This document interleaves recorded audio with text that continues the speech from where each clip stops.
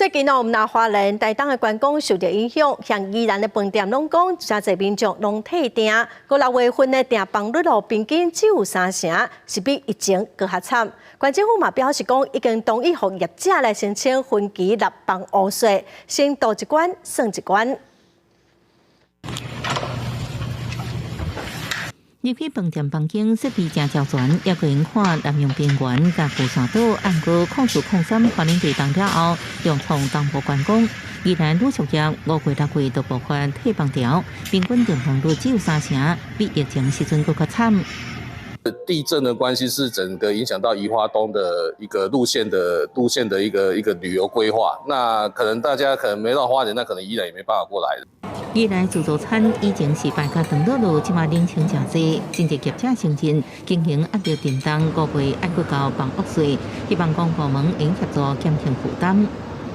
尤其5、6月份，现在目前的订房率，就我对大家业者问起来的话，住房率都不是很好。而接下来的5月份的房屋税缴纳，大家的压力非常沉重。宜兰县政府3月订定宜兰县纳税期不前申请分期交地方税办法，开放闹经营或者是经济压力，应申请房屋税、地价税等地方税分期来纳，不过要计交利息。业者有经营压力，就应申请。有在缴纳税款发生困难的一个状况，可以减负相关资料来在缴纳期限各个税单缴纳期限届满前，向稽征机关来申请分期缴纳。